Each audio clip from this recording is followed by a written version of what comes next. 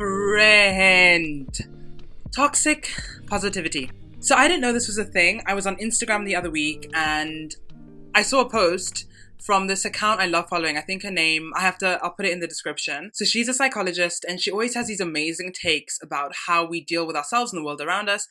And then she had this post about toxic positivity. And I was like, what is that? Who is she? Turns out I am she. Wild. So in this video, I just want to chat about what is toxic positivity, how can we identify it, and then what are some practical steps to make sure that you're not gaslighting yourself with toxic positivity. We need to get definitions out because this is really not intuitive to me. I'm really shook to my core, hey, with this finding.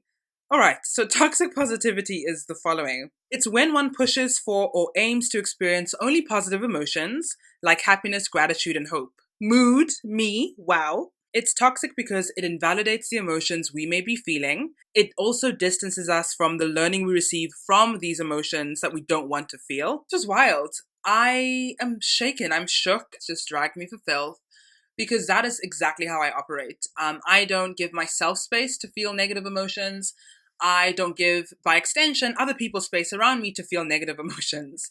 I also have this thing where if somebody comes to me with a concern and wants me to just hold space, impossible. Like, impossible. If I'm not providing a solution, I'm not there. I struggle so much to understand the purpose of negative emotions.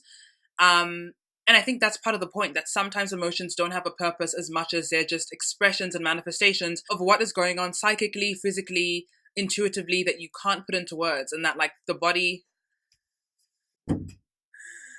This bitch. Hang the washing! So I think it's okay to, like, ascribe meaning to things and try to add a proactive spin. You know, I'm sad. What can I do about this?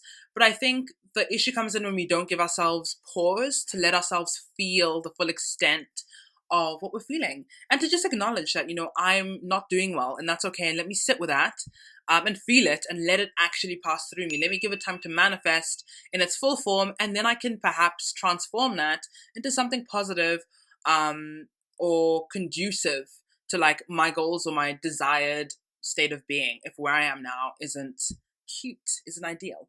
So I definitely was team toxic positivity. I was its mother. I gave birth to that. I think from my upbringing, that was a really common response. Was if I was hurt, sad, upset, confused, I was always met with a, what are you going to do about it? Why would you be sad if it's not the truth?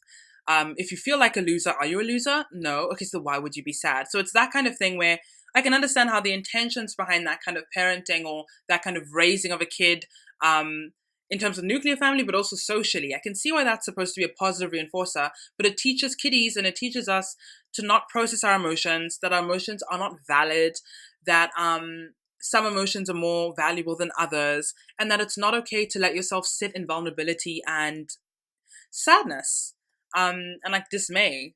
And I think that is okay. So that's something I'm learning. So how do we identify the difference between positivity and toxic positivity? Is how you're responding invalidating how you're feeling?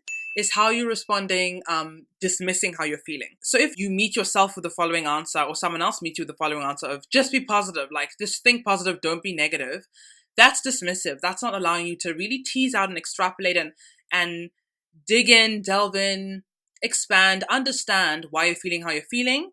And then from there, consider what route do I want to take? Like, do I want to be positive? Do I want to feel sorry for myself for a little longer? And all of these are valid choices, but I think it's so much easier to make them when you come from a space of allowing yourself to feel what you feel first. And that's something, that's me to me. Like, I'm talking to me because I definitely don't allow myself to feel, like negative emotions.